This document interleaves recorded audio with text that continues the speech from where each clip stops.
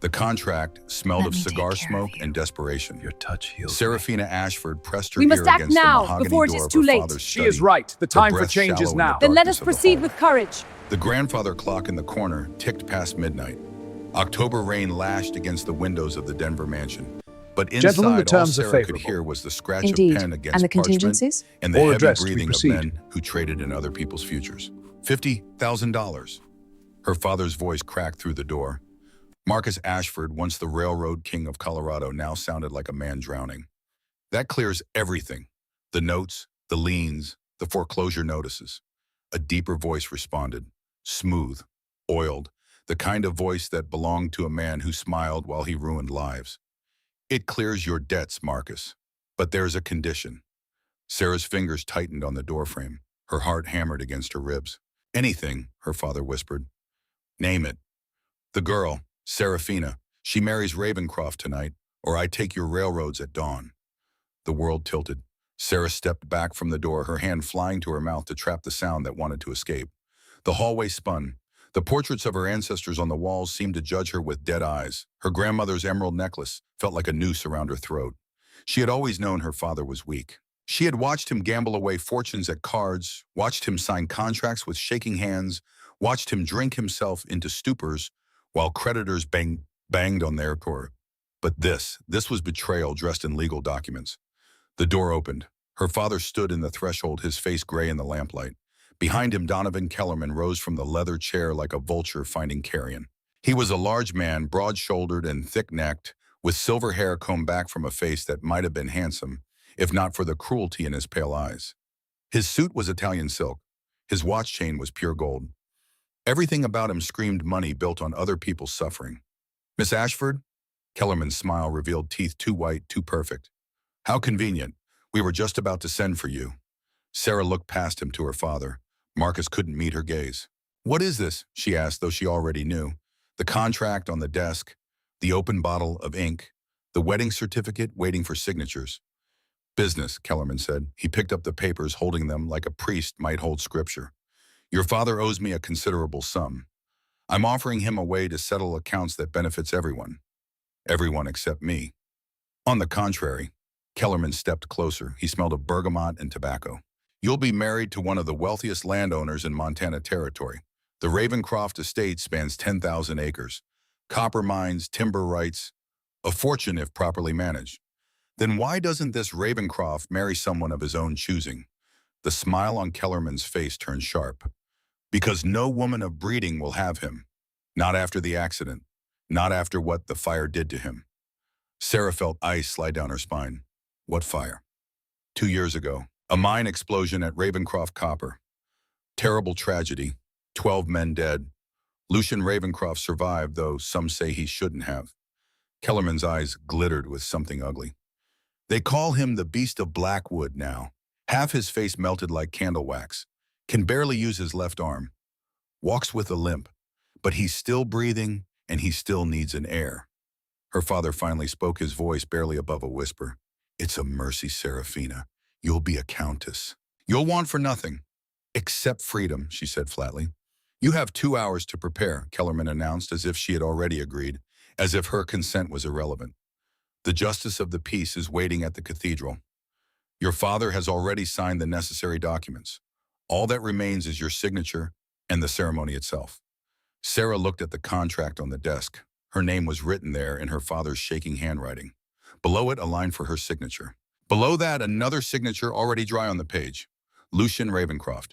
The penmanship was strong at first, then deteriorated into a scrawl as if the hand that wrote it had been fighting against itself. And if I refuse, she asked quietly. Kellerman's smile disappeared. Then your father goes to debtor's prison at dawn. The house will be auctioned. Your mother's jewelry, the servants' wages, everything. Your family name will be synonymous with bankruptcy and shame for generations. He paused. But I'm a reasonable man. Sign the paper and I'll even throw in a wedding gift. $5,000 for your trousseau. Enough to start your new life in comfort. It wasn't an offer. It was extortion, dressed in silk. Sarah walked to the desk. She picked up the pen. The nib was still warm from her father's fingers. In the reflection of the inkwell, she saw her own face. 22 years old, brown hair pinned back severely. gray eyes that had learned too young not to show fear. She had always been the practical one, the one who kept the household accounts when her father's eyesight began to fail, the one who dismissed servants when wages couldn't be paid, the one who survived. She signed her name. The ink was black as a grave. St. Michael's Cathedral sat on the edge of Denver's Society District like a stone sentinel. By the time Sarah's carriage arrived, the rain had turned to sleet. The Gothic spires clawed at the midnight sky. Through the stained glass windows, she could see the flicker of candles. There were no guests, no flowers, no joy. Her mother had stayed home, claiming illness. In truth, Grace Ashford couldn't bear to watch her daughter be sold like livestock. The only witnesses were Kellerman's lawyer, a thin man named Pemberton, who looked like an undertaker, and the justice of the peace who kept checking his pocket watch as if he had somewhere better to be. And at the altar, waiting in the shadows, was the man she was about to marry. Lucian Ravencroft stood with his back to the door. He was taller than she had expected. His broad shoulders filled a black frock coat that seemed too tight, as if it had been made for a different man. When he turned at the sound of her footsteps, Sarah's breath caught. Kellerman had said half his face was destroyed. He had undersold the horror. The right side of Lucian Ravencroft's face was handsome. Sharp cheekbones, a strong jaw darkened with stubble, one eye the color of a Montana winter sky, pale blue and piercing. But the left side was a landscape of ruin. Shiny keloid scars pulled at his skin from temple to collar, twisting his mouth into a permanent half-snarl. His left eye was slightly closed, the lid damaged. Burns ran down his neck and disappeared into his shirt. His dark hair was worn long, clearly an attempt to hide the worst of it, but in the candlelight there was no hiding. He looked at her with that one good eye, and Sarah saw nothing. No anger, no shame, no hope. Just a profound, exhausted emptiness, as if all the humanity had been burned out of him, along with his face. He did not bow, did not offer a greeting, simply stood there like a man waiting for his own execution. The justice of the peace cleared his throat. "Shall we begin?" The ceremony was a mockery. The words were correct, the legal phrases recited with professional disinterest, but there was no music, no congregation, no blessing. Just contractual obligations spoken aloud in a cold church while sleet hammered the roof. "Do you, Lucian Ravencroft, take this woman to be your lawfully wedded wife?" His voice, when it came, was gravel grinding under a boot heel. Deep, rough, as scarred as his face. "I do." Not a promise, a surrender. "And do you, Seraphina Ashford, take this man to be your lawfully wedded husband?" She looked at Kellerman, standing in the back pew with his arms crossed and that satisfied, smile on his face. She thought of her father drinking himself unconscious in his study. She thought of her mother weeping into her pillow. She thought of the 12 men who died in Ravencroft's mine and the man standing beside her who had survived when perhaps he should not have. She thought of all the ways a person could be trapped. "I do." The justice of the peace gestured for the kiss. Lucian turned to her, and for the first time he looked directly into her eyes. Up close she could see the damage more clearly, the way the scar tissue pulled at his lip, the slight tremor in his left hand. But she also saw something else, something that flickered for just a moment in that pale blue eye. Recognition, as if he understood exactly what she was feeling, as if he too had been sold. He leaned forward, his lips brushed her cheek, cold, dry, impersonal as a handshake. But for just a second she felt his breath against her ear, and he whispered so quietly that only she could hear, "I'm sorry." Then he pulled back, and the moment was gone. Kellerman was already moving toward them, contract in hand. "Congratulations, Mr. and Mrs. Ravencroft. The carriage is waiting to take you to the station. Your train leaves for Montana in 3 hours." Lucian said nothing. He simply turned and walked toward the cathedral doors, his gait, heavy and uneven, favoring his right leg. He did not offer Sarah his arm, did not look back to see if she followed. She did because there was nowhere else to go. Outside, the sleet had turned back to rain. The night was black as pitch. The carriage that waited was unmarked, pulled by 2 horses that stamped nervously in the cold. Lucian climbed in without assistance, though Sarah saw the way he had to pull himself up using only his right arm. The left hung at his side, the hand curled slightly inward. She gathered her skirts and followed. Inside the carriage, they sat across from each other in darkness. The driver cracked the whip, and they lurched into motion, leaving the cathedral behind, leaving her old life behind, heading towards something unknown. For a long time, neither of them spoke. The rain drummed on the roof. The wheels clattered over cobblestones. Lucian stared out the window at the passing city lights, his scarred profile sharp against the glass. Sarah studied him, this stranger who was now her husband. She tried to reconcile the monster Kellerman had described with the broken man sitting across from her. Finally, she spoke. "How much did you pay him?" Lucian's eyes shifted to her, though he did not turn his head. "For you," his voice was bitter. "Nothing. I owe Kellerman nothing. He needed you married to me, and I needed—" He trailed off. "Needed what I swam. He's a wife who wouldn't run screaming, who wouldn't expect tenderness." He turned to face her fully, and in the dim light, his scars looked like cracks in porcelain. "Kellerman promised me you were practical, that you understood this was a transaction." Was he lying? "No," Sarah said quietly. He wasn't lying. Something that might have been relief crossed Lucian's fire. "Good. Then we understand each other. You'll run the household, manage the servants. I'll provide for you financially. Beyond that, I expect nothing. I want nothing. Not even an heir," Kellerman said. "Kellerman says many things." Lucian's jaw tightened. "Most of them lies. Don't believe anything that comes out of that snake's mouth." The venom in his voice was startling. Sarah leaned forward slightly. "You hate him. With every breath I take. Then why did you agree to this marriage if you owe him nothing?" "Why, Pa?" "Because he has something I need." Lucian cut her off. "And now so do I." He meant her. Sarah understood. Whatever game was being played between Lucian Ravencroft and Donovan Kellerman, she was a piece on the board. A pawn moved into position. The question was, for what purpose? The train journey took 2 days at Terciames. 2 days of silence broken only by the rhythmic clatter of wheels on rails. Lucian sat across from her in their private compartment, reading mining reports and legal documents, his good hand turning pages while the damaged one rested on his thigh. He never spoke unless spoken to. At mealtimes in the dining car, he ordered for her without asking her preferences. Roast beef, potatoes, coffee, black as coal. He ate mechanically, cutting his food one-handed with the efficiency of long practice. Other passengers stared. Of course they stared. A scarred man and his 2 young wives sitting in rigid silence. Sarah learned to meet their gazes with a blank expression until they looked away in embarrassment. At night, Lucian gave her the sleeping berth and took the bench seat, folding his large frame into an uncomfortable position without complaint. Sarah lay awake listening to his breathing. Sometimes he would mutter in his sleep. Names, warnings. Once clearly he said fire and woke himself up gasping. He never mentioned it. Neither did she. They crossed from Colorado into Wyoming, then north into Montana Territory. The landscape changed from mountains to plains, to forests of pine that stretched endlessly under gray skies. The towns grew smaller, more isolated, the people harder. This was frontier country, still rough and unforgiving. It suited her new husband perfectly. On the second night, as they pulled into a small station for coal and water, Sarah finally broke the silence. "Tell me about the mine explosion." Lucian's eyes snapped to her. In the lamplight of the compartment, his scars looked like molten gold. "No. I'm your wife. I have a right to know what I'm walking into. You have a right to nothing beyond what our contract specifies." His voice was cold, final. But Sarah had not survived her father's disasters by accepting defeat easily. Kellerman said 12 men died. He said you survived.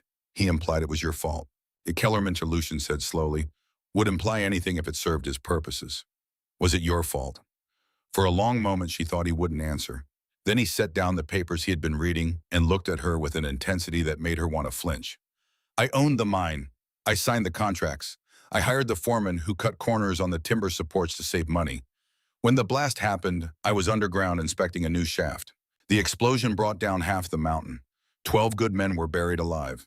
I tried to dig them out with my bare hands. The fire caught me before I could reach them." He touched his scarred cheek with his good hand, the gesture unconscious. "So yes, it was my fault. Every death, every widow, every orphan child. Mine." The rawness in his voice cut through the compartment like a blade. "Kellerman told you all this to make you afraid of me," Lucian continued.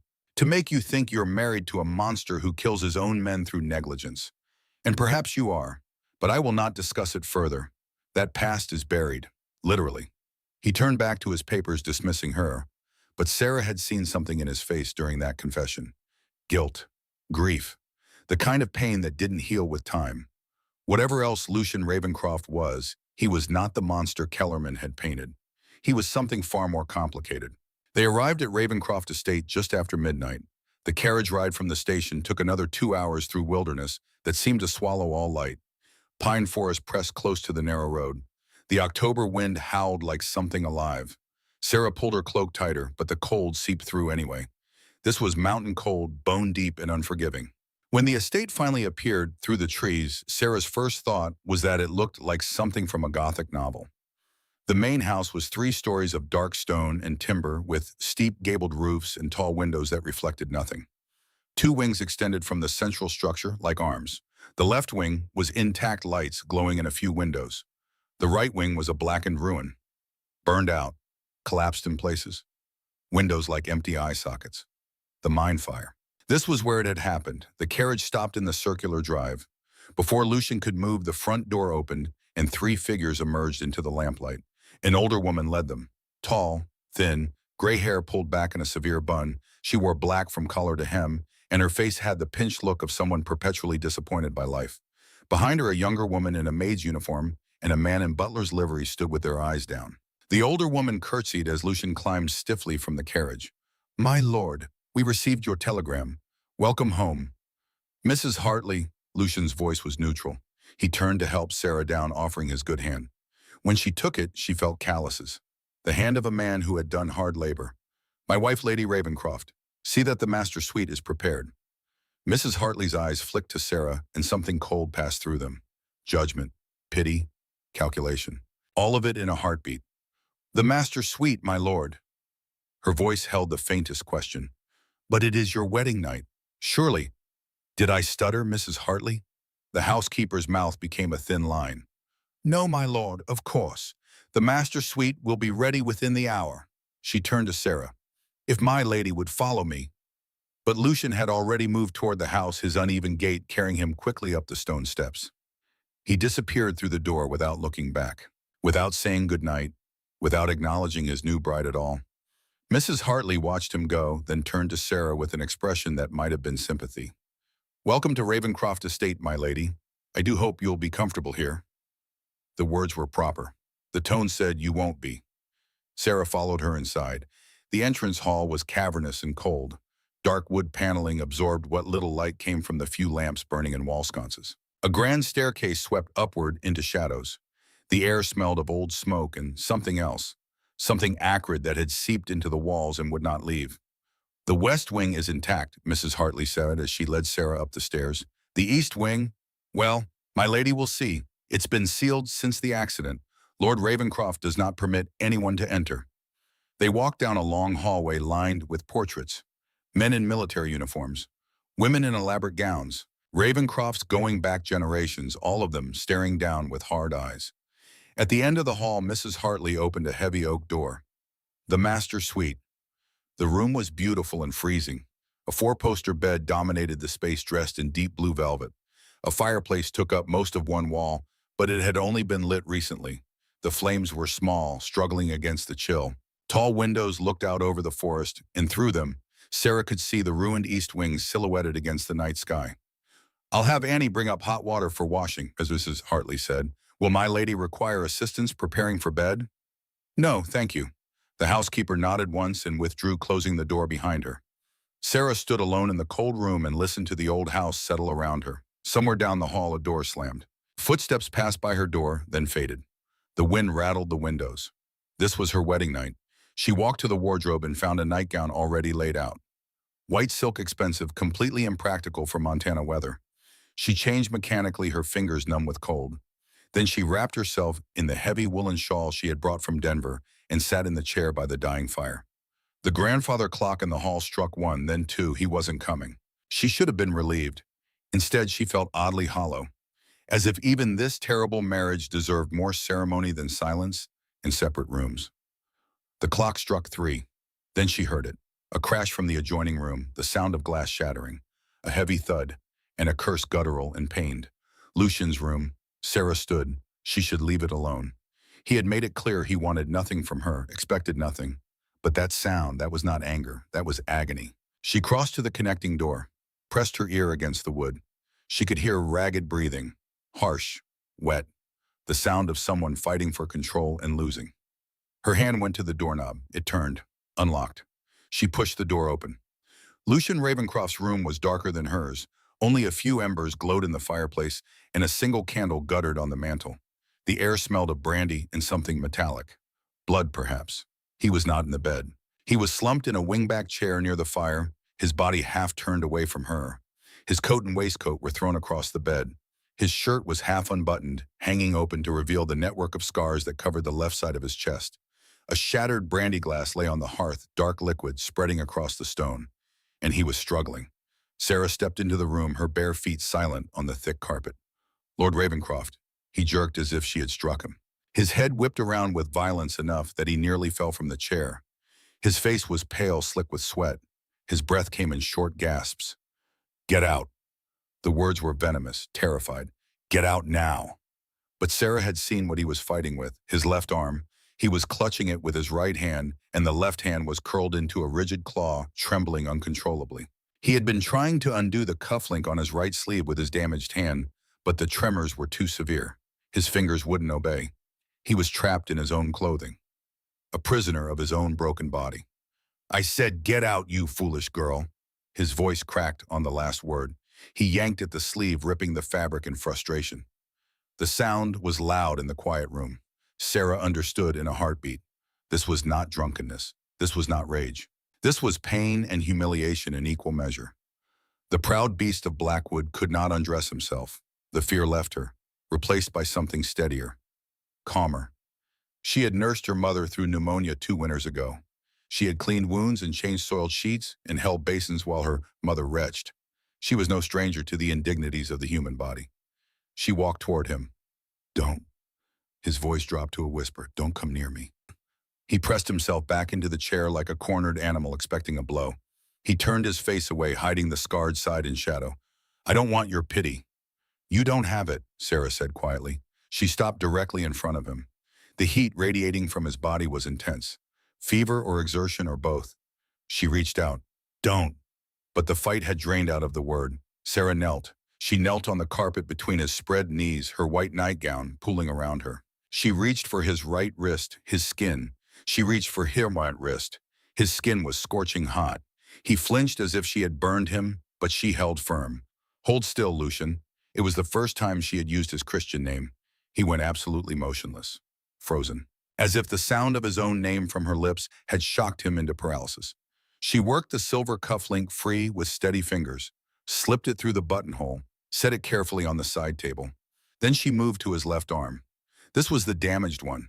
The scars ran down from his shoulder, twisting the skin tight across his forearm and wrist. The flesh was shiny, unnatural. When she touched it, he tried to pull away. It's ugly, he rasped, staring at the ceiling. His voice was raw, stripped of all pretense. Look away. I've seen ugly things before, Sarah said. Her voice was matter-of-fact, practical, the voice she used when managing household crises. My father losing our home on bad investments was ugly. A man in pain is simply human. She undid the second cufflink. Then she reached up to his collar. Her fingers brushed the bare skin of his neck. The junction where burned flesh met whole, his pulse pounded against her fingertips. Fast, erratic, panicked. He stopped breathing. She worked the collar stud free, then the top button of his shirt, then the next, and the next, revealing more scars, more damage. The fire had been thorough. It had taken the left side of his chest. His shoulder ran down his ribs in rivers of keloid tissue. She did not gasp, did not recoil, did not show shock or disgust. She simply smoothed the shirt off his shoulders. Lean forward. He obeyed like a man in a trance. She helped him slide the shirt down his arms. The right side came off easily. The left required care, gentleness, as the fabric caught on the roughened skin. When the shirt finally fell away, Lucian slumped back in the chair, his chest heaving. The relief was immediate, physical. The tremors in his hand began to ease. His breathing slowed. He closed his eyes, and for a moment he looked almost at peace. Sarah stood. She had done what needed doing. Now she should leave. Give him privacy. Return to her cold bed and pretend this moment had never happened. She turned toward the door. His hand shot out, caught her wrist, not painfully, desperately. She looked back. Lucian's eyes were open. That pale blue gaze locked on hers with an intensity that stole her breath. The wall of ice he had erected since the moment they met, since the moment the fire had destroyed his life, had a crack in it. Small, hairline, but present. Why? His voice was barely above a whisper. You should hate me. I bought you. Yes, Sarah said, looking down at his hand on her wrist. His fingers were warm, gentle despite their strength. You did, and I intended to hate you. And now, Sarah looked at his scars, then into his eyes. She saw exhaustion there, the bone-deep weariness of a man who had been fighting a war with himself for 2 years and was so very tired of losing. Now, she said quietly, I think I'm just the only person in this house brave enough to help you with your buttons. The silence that followed was not cold. It was stunned, disbelieving. Slowly, as if afraid she might vanish, Lucian's thumb brushed across the inside of her wrist. A single tentative stroke, over the place where her pulse beat fast. It was a touch of reverence, not possession. Tenderness she had not expected, mirroring the tenderness she had just shown him. My hand, he said, looking at his damaged left claw. The nerves. Some nights the cold makes it seize. I cannot make a fist, cannot hold a pen, cannot, he trailed off. Cannot undress yourself, Sarah finished. He looked ashamed, broken, as if this admission cost him more than any other. I didn't want you to know, didn't want you to see me as, I don't, she interrupted. He released her wrist, but his gaze held her. Go to bed, Serafina. Before I forget that I'm a gentleman and you're a woman who deserves better than a beast. Sarah hesitated. She could leave, should leave. But seeing him there shivering slightly, now that his shirt was gone, she made a choice. She walked to the bed, grabbed the heavy fur throw that lay across the foot of it, returned to him. She draped it over his bare chest, tucked it around his shoulders. Her hands lingered on the fur near his neck, and for just a moment Lucian leaned into her touch. Just an inch, but it was surrender, acceptance. Good night, Lucian. She retreated to the connecting door. Just before she closed it, his voice reached her, low, rumbling in the darkness. Thank you. Sarah closed the door and leaned against it. Her heart was racing. Her hands were shaking. She had expected a monster tonight, a beast who would take what he wanted with no thought for her comfort or consent. Instead, she had found a broken man. And for the first time since her father had signed that contract, Serafina Ashford Ravencroft didn't feel like a prisoner. She felt like a woman who had just solved the first piece of a very dangerous puzzle. But morning would bring new light, and with it she would learn that Lucian's physical scars were the least of the dangers at Ravencroft Estate. There were shadows in the hallways, secrets in the ledgers, a burned wing that no one was allowed to enter, and a man named Donovan Kellerman who was not finished with them yet. Not by a long measure. Morning came to Ravencroft Estate with all the warmth of a funeral. Gray light filtered through the heavy curtains of the master suite, casting everything in shades of ash. Sarah woke with a start, the memory of the previous night rushing back. Lucian's scarred chest, the tremor in his damaged hand, the whispered thank you in the darkness. For one foolish moment lying in the unfamiliar bed, she allowed herself a sliver of hope. Perhaps the monster was gone. Perhaps the man had taken his place. She dressed without calling for a maid, a gown of deep forest green merino wool, practical and warm against the mountain cold. She pinned her hair back severely, arming herself for whatever the day might bring. When she descended the grand staircase, the house was silent. No bustle of servants, no smell of breakfast cooking. Ravencroft Estate felt like a ship drifting in frozen waters, abandoned by its crew. She found the dining room by following the faint scent of coffee. It was a cavernous space with a high ceiling painted with fading cherubs that might have been beautiful once. Now they looked like ghosts. At the head of a long mahogany table sat Lucian reading a newspaper, the Helena Independent. He held it up with his right hand. His left was hidden beneath the table. He was fully dressed in a stiff charcoal suit, his cravat tied with military precision. His long, dark hair fell over the left side of his face, a curtain hiding the scars she had touched only hours before. He looked exactly as he had when she first met him. Cold, remote, untouchable. Good morning, Lucian. He did not lower the paper, did not even twitch. There is toast on the sideboard. The coffee is likely cold. The rejection was physical. It hit Sarah in the chest like a closed fist. The vulnerability of last night had vanished, replaced by a wall of ice thicker than the one she had first encountered. She poured herself a cup of tepid coffee and sat, not at the far end of the table where etiquette dictated, in the chair directly to his right. Lucian lowered the paper slowly. His single visible blue eye regarded her with something between irritation and wariness. I prefer to eat in silence. And I prefer to know my husband, Sarah replied. She buttered a piece of toast with deliberate slowness. How was your arm this morning? The question hung in the air. Dangerous, intimate, a reminder of what had passed between them. Lucian slammed the paper down. The sound echoed off the bare walls like a gunshot. He turned to her, and the morning light caught the full extent of his scarring. In the harsh daylight, it was more confronting. Angry red ridges of keloid tissue that pulled at his lip and twisted his eye. "Do not," he hissed, his voice dropping to a low growl, "do not mistake my weakness last night for an invitation, Serafina. I was indisposed. It will not happen again." Indisposed. Sarah raised an eyebrow. "You were in pain. You were human. Why do you fight so hard to be a statue?" "Because statues cannot be broken." He stood abruptly. His chair scraped violently against the floorboards. "You are here to manage the household. You are not here to nurse me. And you are certainly not here to dissect me like some specimen under glass." His voice was hard, final. "Stay out of my study. Stay out of my way." He turned to leave, limping heavily on his bad leg. But before he could reach the door, it opened. A man stepped through, tall, thin, late 40s. He wore a black suit that had seen better days, dusty at the cuffs and worn at the elbows. His face was narrow with watery gray eyes that shifted constantly, never quite meeting anyone's gaze. In his arms, he carried a heavy leather ledger. Silas Vane. "My lord," Silas said, executing a bow that lacked any real respect. "Forgive the intrusion. We have urgent matters to discuss." Lucian's jaw tightened. "What matters, Silas?" "The creditors from Helena are pressing again, the timber contracts, and Mr. Kellerman has sent another letter regarding the northern boundary dispute." Silas's voice was oily, smooth. The voice of a man who had perfected the art of seeming helpful while being anything but. "Tell Kellerman the timber is not for sale. The boundary stands as surveyed." "Ah, but my lord, we have no money to defend our position.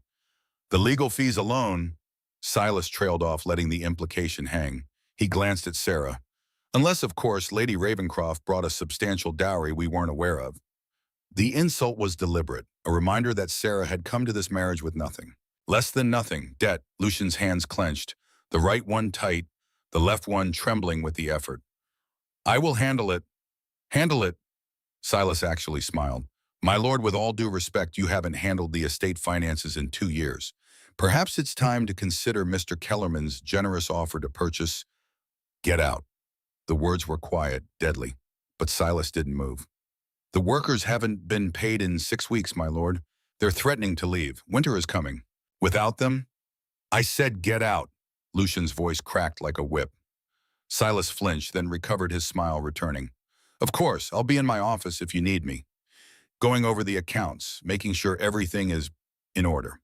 He bowed again and backed toward the door, but his eyes lingered on Sarah with something that made her skin crawl. Calculation. Assessment. "Welcome to Ravencroft Estate, my lady. I do hope your time here proves enlightening." He left. The door clicked shut. Lucian stood rigid, his breathing labored. The rage drained slowly, leaving exhaustion in its wake. He leaned against the doorframe, his head bowed, and for a moment looked utterly defeated. Sarah didn't move toward him. She sensed that approach would trigger flight or fight. Instead, she spoke from her chair, her voice calm and businesslike. "I am good with numbers, Lucian." He didn't look up. "Return to your room, Serafina. This doesn't concern you." "I don't embroider. I don't paint watercolors. I don't play piano." Her voice was matter of fact. "My father's eyesight failed 3 years ago. I managed his ledgers, all of them, the railroads, the investments, the creditors. I know how to balance books, and I know when a man is being cheated." Lucian's head came up slowly. "What did you say?" Sarah stood, crossed to him, close enough to see the pulse beating in his throat, close enough to smell cedar and smoke. "Mr. Vane wears Italian silk. His shoes are imported leather polished to mirror shine. His watch chain is 14-karat gold. Either he's independently wealthy, which seems unlikely for a country estate manager, or he's stealing from you." Lucian stared at her, really looked at her for the second time since they'd met. Not at the obligation, not at the burden, at the woman who had unbuttoned his shirt in the darkness and hadn't flinched. "I know," he whispered. The admission seemed torn from somewhere deep. "I know he's bleeding me dry, but I can't prove it. The fire took the old records, the account books from before the explosion. Everything. I'm blind in my own house." "Then let me be your eyes." It wasn't begging, it was an offer, a transaction between equals. Lucian studied her face. Something shifted in his expression. Some decision made. "The library. West Wing, second floor. What remains of the estate records are there. His voice was rough. Do not disturb me until dinner. He walked away, but he didn't say no. The library was a cathedral of books and dust, 2 stories tall with shelves reaching to the coffered ceiling. The collection was extensive. Philosophy, engineering, agricultural science, poetry, novels in 3 languages. Someone in the Ravencroft line had loved learning. But damp had gotten into the lower shelves. Water damage stained the spines. The smell was vanilla and decay. In the center sat a massive oak desk buried under paper chaos. Ledgers, invoices, letters threatening legal action. All of it covered in fine dust, as if no one had touched it in months. Sarah rolled up her sleeves. She worked systematically. Sorted papers by date, organized ledgers by type, created stacks, revenue, expenses, debt. By the time Mrs. Hartley brought lunch on a tray, Sarah had filled 3 pages with notes. The housekeeper set the tray down without comment, her expression carefully neutral. Will my lady require anything else? No, thank you. Mrs. Hartley paused at the door. My lady should know, Lord Ravencroft. Before the fire he was different, kinder. The explosion changed him. The pain, you understand. And losing? She trailed off. Losing what? The housekeeper's face closed. It's not my place to say. Good afternoon, my lady. She left Sarah alone with the ledgers and the ghosts. 3 days.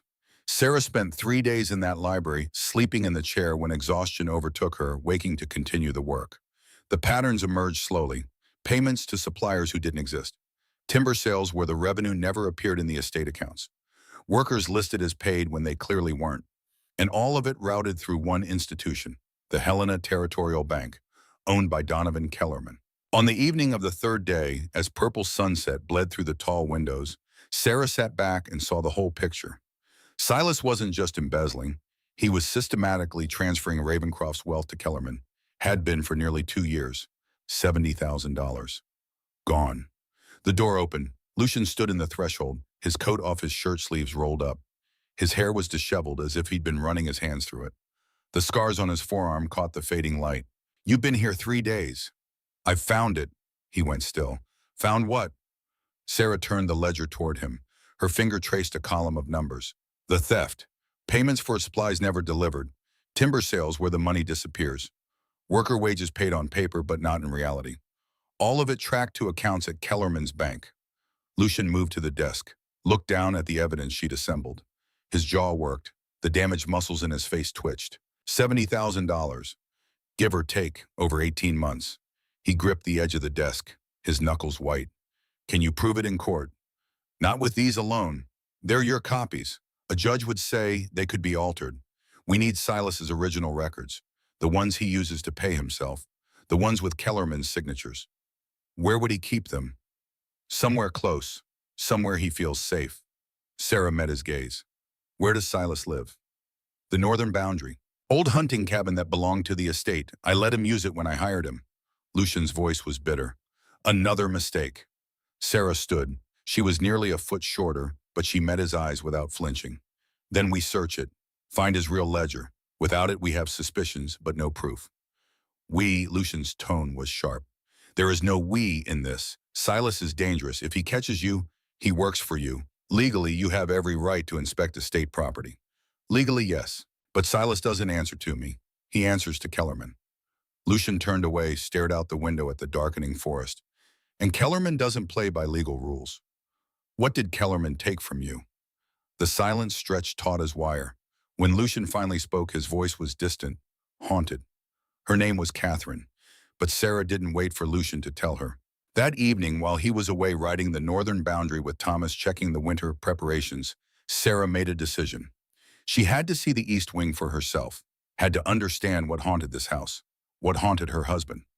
The corridor leading to the burn section was cold. The temperature dropped noticeably with each step. The acrid smell grew stronger. Smoke and char, 2 years old, but somehow still fresh. At the end of the hallway, most doors were boarded shut with heavy planks. But one stood unbarred, slightly ajar. Sarah pushed it open. The hinges screamed in protest. It had been a nursery. The realization stopped her breath. A blackened rocking horse stood in the corner, its paint blistered away. The wallpaper peeling and stained with soot showed faint outlines of painted rabbits and clouds. The ceiling had partially collapsed, revealing gray sky through the gap. Rain had gotten in. Water damage stained the floor. Why would the fire have started in a nursery? Lucian had no children, had never been married. She stepped inside carefully, her skirts sweeping the ash-covered floor. In the center of the room, untouched by the collapse but blackened by smoke, sat a heavy oak chest. Someone had dragged it here after the fire, protected it. Sarah knelt before it. The lock was melted, warped by heat. The lid lifted with a heavy creak. Inside, wrapped in layers of oilcloth to protect from the elements, were items that had been saved deliberately. Someone had placed them here, hidden them. She pulled out a silver rattle, tarnished but intact, a sketchbook, the pages smoke-damaged but legible, and a bundle of letters tied with a blue ribbon. She opened the sketchbook with trembling hands. The drawings were exquisite, charcoal sketches of the Montana wilderness, horses running across the moors, the estate in better days. And then filling page after page, a beautiful woman with laughing eyes and dark curls pulled back in elaborate styles. The artist had loved her. That much was clear in every line. Underneath one sketch in handwriting that matched Lucian's signature on their marriage certificate was written, "Catherine, my heart." Sarah felt a pang of something she refused to name. Not jealousy. She had no claim on Lucian's past, but something close to it. She set the sketchbook aside and picked up the letters. They were addressed to Lucian in elegant feminine script. The dates ranged over 2 years, ending abruptly 2 years ago. 2 days before the mine explosion. She knew she shouldn't read them. It was a violation, an intrusion into grief she had no right to witness. But she opened the top letter anyway. "My dearest Lucian, I cannot do it. I cannot leave him. William knows about us. He intercepted your last letter. He says if I leave, he will destroy Blackwood. He will burn it to the ground before he lets you have me. He means it, my love. I have seen what he's capable of when crossed. He is not sane on this matter. Please, for your own safety, for the safety of your workers, forget me. Marry someone else. Have the family you deserve. I will bear this cage if it means you live. Yours in heart, if not in deed, Catherine." Sarah's hands shook as she lowered the letter. William, not a random name. William was Donovan Kellerman's first name. She had seen it on legal documents in the library. The mine explosion hadn't been an accident. Kellerman had said it. To kill Lucian. To clear the way to Catherine. And Lucian had been preparing a nursery for the children they would have. That's why he'd been here when the explosion happened. Why the fire had caught him. "I told you to stay out of the East Wing." Sarah's heart stopped. She spun around. Lucian stood in the doorway, silhouetted against the dim hallway light. He looked terrifying. The shadows made his scars look like deep chasms. His hair was wet from the evening rain that had started falling. His chest heaved with exertion or rage or both. He crossed the burned room in 3 long strides, grabbed the letter from her hand. "You have no right." His voice cracked, raw, wounded. "You have no right to dig up my dead." "Is she dead?" Sarah stood, refusing to cower. "Catherine, is she dead, Lucian?" "She is dead to me." He crumpled the letter in his fist. "She married him, married Kellerman, a month after the fire, while I lay in that hospital bed screaming as they cut away the burned flesh. While my men were being buried, she married the man who killed them." He turned away, slammed his fist against the charred wall. Plaster and ash rained down. "He did this." Lucian's voice broke. "Kellerman set the fire. I know it. Everyone knows it. But no one can prove it. He's too careful, too connected. And Catherine," he let out a laugh that was pure bitterness, "Catherine won't testify against her husband. So he wins. He always wins." Sarah looked at the letter on the floor, at the smoke-damaged sketchbook, at this room that had been meant for children who would never exist. "She tried to warn you," Sarah said quietly. "Too late. The warning came too late." Lucian's shoulders shook.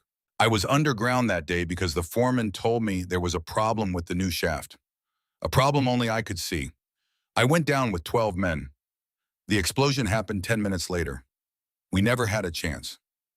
The foreman worked for Kellerman." Lucian went still. "How did you—" "The ledgers, payments to a Daniel Garrett, listed as mine foreman. But after the explosion, the payments continue. Severance pay allegedly, except they're going to an address in San Francisco. Kellerman paid him to lure you underground, then paid him to disappear." Lucian turned slowly to face her. The rage in his eyes was transforming, from hot, chaotic grief into something colder, sharper, more dangerous. "You found proof. I found payments, suggestive but not conclusive. We'd need Garrett's testimony. Or Silas's private ledgers showing Kellerman ordered it. Or Catherine's testimony. Sarah nodded. Or that, they looked at each other across the ruined nursery. Rain began to fall harder outside, drumming on the collapsed roof. Wind howled through the gaps. "I'm sorry I came here without permission," Sarah said. "But I needed to understand, needed to know what we're fighting. We're not fighting anything. This isn't your battle. You made it mine when you married me. Kellerman used me to control you. That makes it personal." Lucian studied her face. Really studied her. The woman who had unbuttoned his shirt. Who had spent 3 days finding proof of theft. Who stood in a burned room holding letters from his lost love and wasn't running away.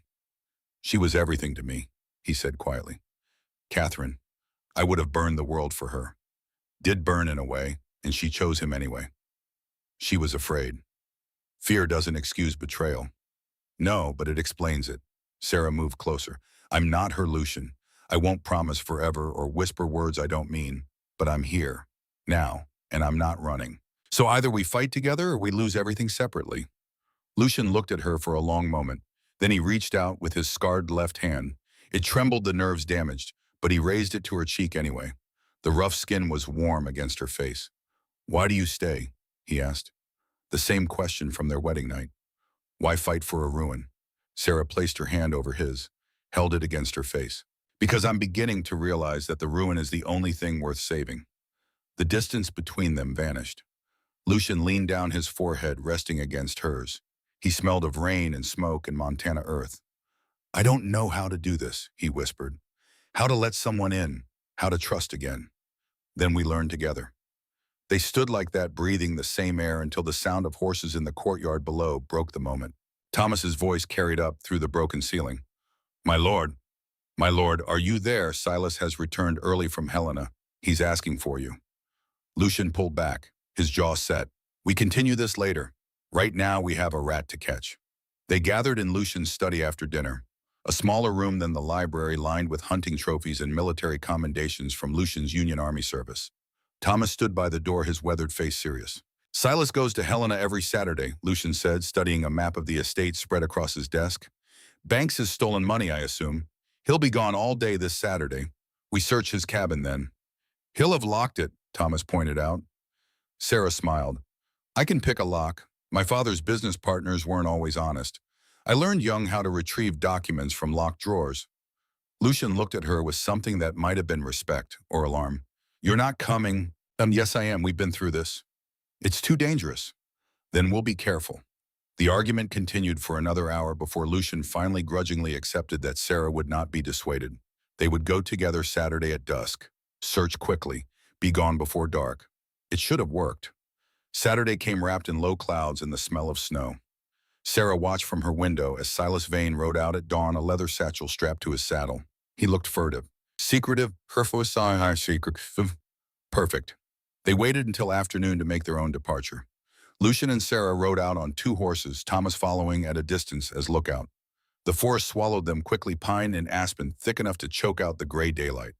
After an hour, they left the horses with Thomas and continued on foot. The terrain grew steeper, rougher. Sarah's skirts caught on brambles, but she kept pace with Lucian's uneven stride. The cabin appeared through the trees like a scar, and smoke rose from its chimney. Lucian stopped so abruptly Sarah nearly walked into his back. "He's here! Silas is still here!" Before Sarah could process that, the cabin door opened. Silas Vane stepped out, smiling that oily smile. Behind him came 3 large men with rifles. "Lord Ravencroft," Silas called across the clearing. "I wondered when you'd figure it out. Took you longer than expected. Kellerman said you'd be quicker. Guess you needed help." His watery eyes found Sarah. "Pretty little wife playing detective. How charming."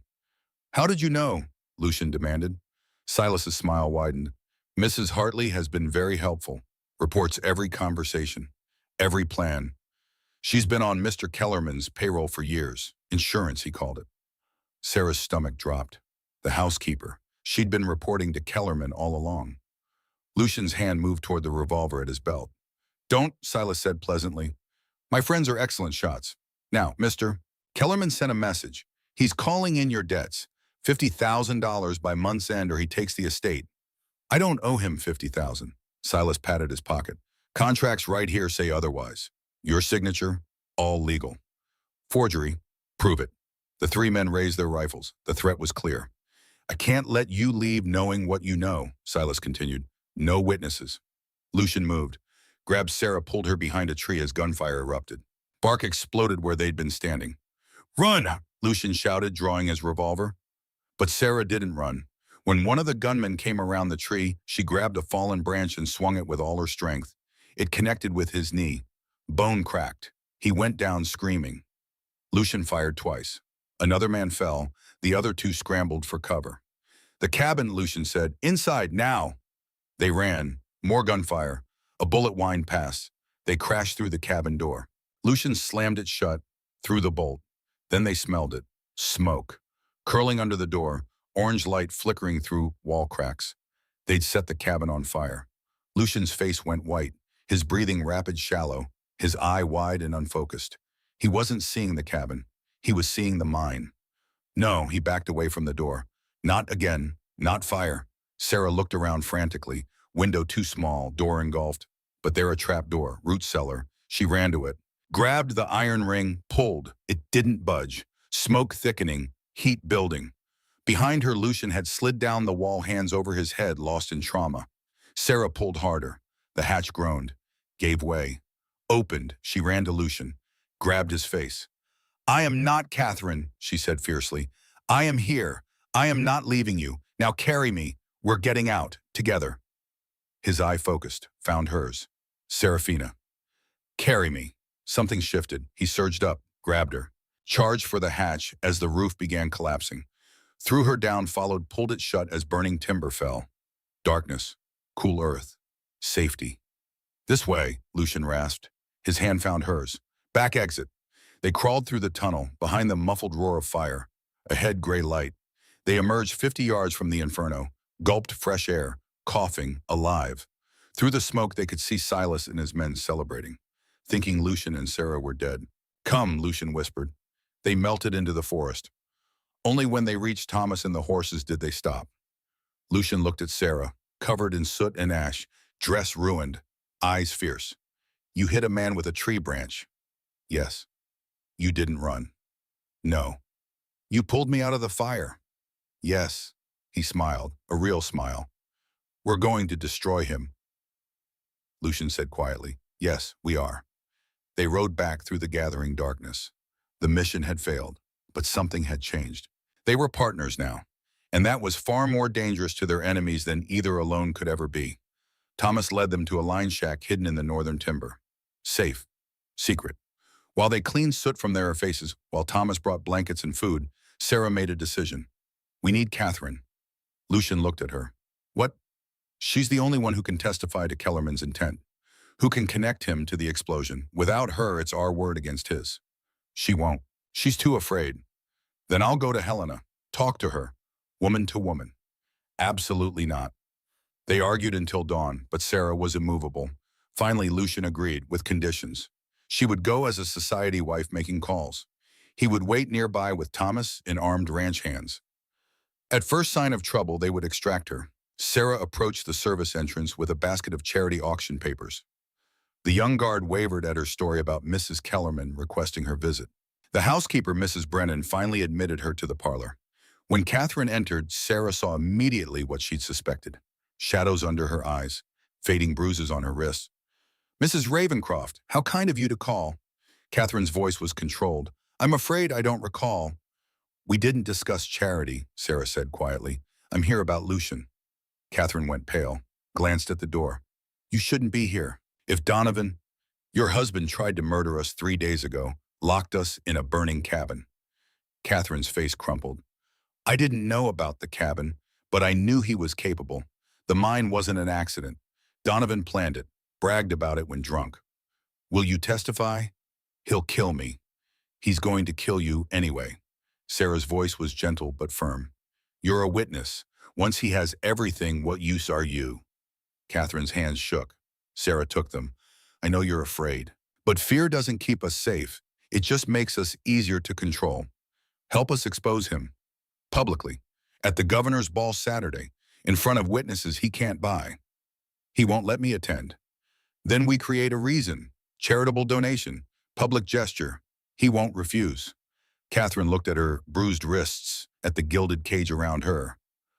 I have documents, she whispered. Letters, telegrams, proof of bribes, hidden in his safe. I know the combination. If you can create a distraction, yes, Sarah's pulse quickened. How long do you need on 10 minutes? They planned quickly. Sarah would fake a medical emergency. While servants fussed, Catherine would retrieve the documents. Sarah fainted beautifully. The crash of breaking teacup. Catherine's scream. Servants rushing. The baby, Sarah gasped. The journey. I shouldn't have traveled. She wasn't pregnant, but no one questioned a young wife's delicate condition. While they brought smelling salts, Catherine slipped away. Returned 8 minutes later. Pressed papers into Sarah's reticule. Got them. At the service entrance, Catherine gripped Sarah's arm. Saturday, Governor's Ball. I'll be there. I'll testify. The next days blurred together. Lucian and Sarah studied Catherine's documents. Letters proving Kellerman bribed judges. Telegrams ordering mine sabotage. A drunken confession he'd written and thought destroyed. Thomas recruited witnesses. Mine workers, widows, merchants. 43 people willing to testify. On Friday, Lucian held Sarah's face in his hands. If we do this, there's no going back. Kellerman will try to kill us again. Then we make sure he fails. He kissed her. Not desperate, not gentle, hard and real and alive. When this is over, he said, I'm going to ask you a question. What question? Whether you want to stay married. For real. By choice. Ask me now. Now, we might not survive tomorrow. Lucian searched her face. Serafina Ashford Ravencroft. Will you stay my wife by choice? Yes, I choose you, all of it. He kissed her again, slower, a promise. They rode into Helena at noon, not in secret, in daylight. Lucian wore formal black, his scars visible. Sarah wore emerald green. Behind them, Thomas and 6 armed ranch hands. People stared. The beast of Blackwood had come to town. The courthouse first.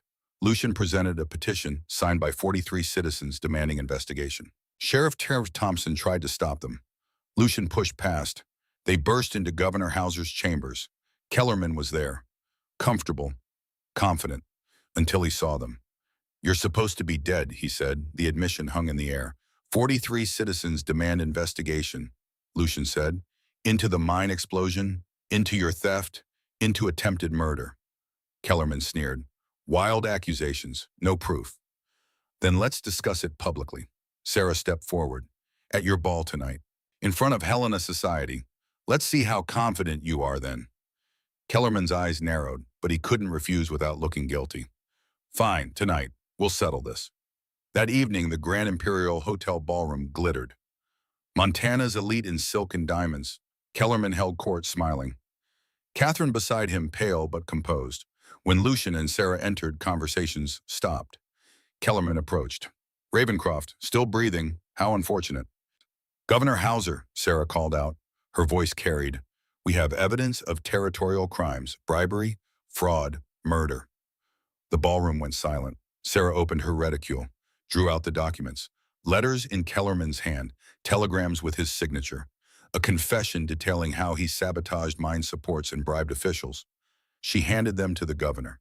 His face paled. Forgeries, Kellerman said smoothly, fabricated by a desperate woman. Then let Catherine speak. Catherine stepped forward. Kellerman grabbed her arm. Catherine, we're leaving. No, she pulled free. Faced the crowd. I'm testifying. She pulled off her gloves. Showed fresh bruises and old scars. The crowd gasped. This man told me Lucian was dying, Catherine said. Coerced me to marry him. He set the mine explosion. Killed 12 men. I've kept records. Every threat, every confession. Proof he murdered for greed. Kellerman lunged at her. Lucian intercepted. Grabbed his throat. Slammed him against the wall. Touch her and I break every bone in your body. Guards, the governor shouted, but the guards surrounded Kellerman instead. Mr. Kellerman, Governor Hauser said carefully, I believe we should discuss this formally. Sheriff, please detain. Your sheriff is bought, Sarah interrupted. That's why we're doing this publicly. In front of witnesses you can't control. A man pushed through the crowd. Federal Marshal Thompson, retired. But I carry authority. These accusations fall under federal jurisdiction. I'll take custody pending investigation. Kellerman's confidence cracked. You can't. I have rights. Lawyers. You have the right to remain silent, Thompson said. They cuffed Kellerman, dragged him away screaming threats. Catherine collapsed. Sarah held her while she wept. The crowd erupted. Questions, reporters, chaos. Through it all, Lucian and Sarah stood together. It's done, Catherine whispered. This time it was. The trial was brief but thorough. Catherine testified for 3 days. Every crime, every threat, every drunken confession. Mine workers described sabotage supports, Kellerman's suspicious visits before the explosion. Sarah presented financial documents, systematic theft through Silas Vane. Lucian testified last, described the fire, the screaming, the 6 months of agony, the destruction of everything he'd built. The jury deliberated 4 hours. Guilty on all counts. Judge Harrison's sentence, life imprisonment, all assets seized, distributed to victims. May God have mercy on your soul. They dragged Kellerman away in chains, still screaming, still promising revenge, but his power was broken. Spring came to Ravencroft like resurrection. Sarah stood on the rebuilt porch. 6 months had passed since the trial. 6 months of rebuilding, healing, and 2 months since she'd woken with certainty. She was pregnant when she'd told Lucian he'd wept, not from sorrow, from joy so profound it overflowed. A child, he'd whispered. We're going to have a child. Are you ready? He'd placed his scarred hand on her still flat belly. Terrified, grateful, ready. Now in early April, her belly swelled with new life, 7 months along. Lucian came up behind her, wrapped his arms around her waist, rested his chin on her shoulder, admiring the view, admiring what we built. Below them, Catherine knelt in gardens. She wore work clothes. No jewels, just peace. After divorcing Kellerman, she'd used seized assets to establish a foundation for mine widows. Real help, not hush money. She looked up, waved. Sarah waved back. The memorial trees are thriving, Lucian said. 12 aspens for 12 men. Good, they should be remembered. A rider appeared, Thomas with a telegram. Railroad expansion approved. Full funding. The numbers were substantial, enough to secure generations. We did it, Sarah said. We saved each other. Lucian turned her in his arms, kissed her forehead, nose, mouth. Best bargain I ever made. Marrying me, choosing you. Every day, choosing you. The baby kicked. Lucian's hand covered hers on her belly. What should we name her? Catherine, to honor courage and second chances. And if it's a boy, Thomas or Marcus, to honor that broken men can still raise strong daughters. Lucian smiled, that crooked smile that transformed his scars. Revolution. Is that what we did? We brought justice to a man who thought himself above it. Down in the garden, Catherine finished planting, 12 aspens in a circle, a memorial. They all gathered, Lucian, Sarah, Catherine, Thomas, ranch hands, house staff. Lucian stood at center, named each tree, each man. We remember, we honor, we build better. Silence. Then life continued. Sarah and Lucian walked to the overlook. Montana stretched forever, wild and beautiful in theirs. I was so angry when Father sold me, Sarah said. Felt like my life ended. And now I know it was just beginning. Everything we survived brought me here. To you. Lucian kissed her. Long and slow and sweet. Home and hope and hard-won peace. I love you, he said. Today, tomorrow, every day we have. I love you too, my beast of Blackwood. My brave, scarred, beautiful man. They went inside, to the house they'd saved, the family they were creating, the legacy they would leave. Behind them, 12 aspens stood witness to murder and survival, to justice delayed but not denied, to truth that good people pushed hard enough, pushed back harder. Kellerman would die in prison, forgotten. Catherine would live free, help hundreds, find peace. Lucian would rebuild, create jobs and safety. Prove worth isn't measured by scars, but by what you build despite them. And Serafina would raise children who knew that strength comes from standing up. That justice is worth fighting for. That love isn't found in fairy tales, but in choosing someone every day. The Beast of Blackwood became a legend, not for scars, not for suffering, but for surviving, for fighting back, for proving the broken can heal if someone believes they're worth saving. That was the legacy. That was victory. And it would echo through Montana territory for generations.